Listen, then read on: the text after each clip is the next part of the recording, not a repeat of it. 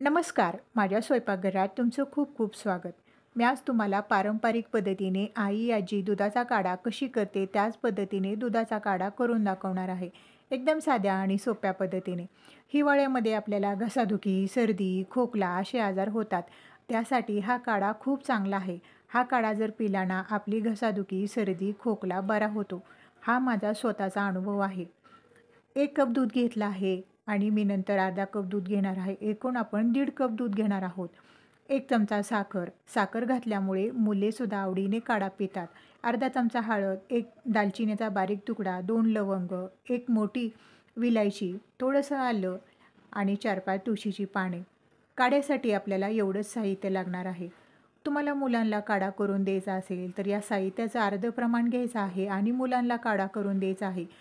मी माझ्या मुलांना करून देते. तुम्हीसुद्धा तुमच्या मुलांना करून द्या. तुमची मुलांची घसादुखी, सर्दी, खोकला बरा होईल. दूध पातेल्यामध्ये घालून घेऊया.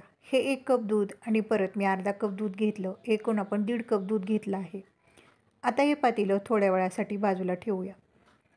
ताजे ताजे मसाले खलबत्त्यामध्ये कुटून घेऊ. असे ताजे ताजे मसाले कुटून काढ्यामध्ये घातले ना, आपल्या काढ्याचा स्वाद एकदम भारी लागतो. आता वेलदोडा कुटून झाला आणि दालचिनी आणि लवंग अशीच कुटून घेत आहे. आता हे पण काढून घेऊया. आलं पण असंच कुटून घ्यायचं.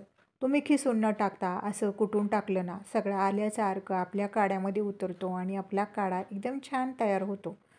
म्हणून खिसून न टाकता असं कुटून टाका. आता आपलं आलं पण कुटून झालेलं आहे. गॅसवर दुधाचं पातेलं ठेवून घेतलं. 1 चमचा साखर घालायची.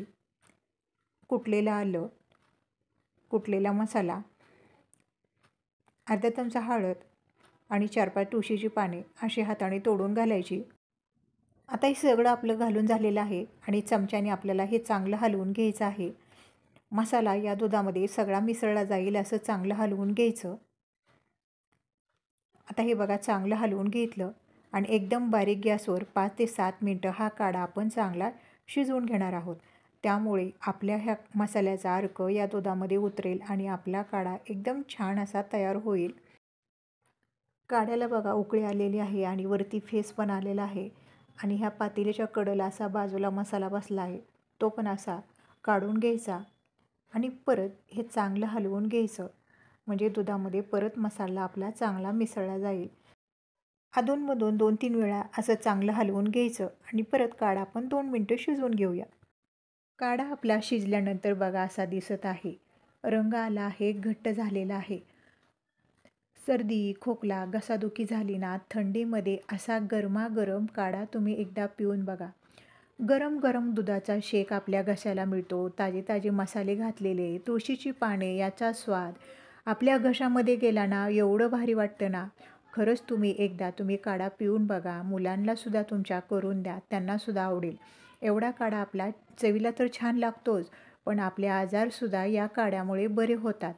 कारण हा माझा स्वतःचा अनुभव आहे आणि माझ्या घरातल्यांचासुद्धा अनुभव आहे. म्हणून तुम्हाला सांगते, नक्की हा काढा तुम्ही एकदा करून बघा. परत परत कराल. मुलं का पितील ते सांगते. कारण यामध्ये दूध आहे, आपण साखर घातलेली आहे आणि मसाले घातले आहे. त्यामुळे त्यांना असं वाटतं मसाला दूध आहे. म्हणून तुम्ही असा मुलांना काढा करून द्या. गरम गरमच काढा असा गाळणीने गाळून घ्यायचा आणि हा चोथासुद्धा चावून खाल्ला तरी चालतो. कारण यामध्ये साय राहिलेली आहे दुधाची. 1.5 कप दुधाचा आटवून 1 कप काढा हा तयार झाला आहे. हा काढा गरम गरमच प्यायचा. काढा घेतल्यानंतर लगेच पाणी प्यायचं नाही. अर्ध्या तासाने पाणी प्यायचं.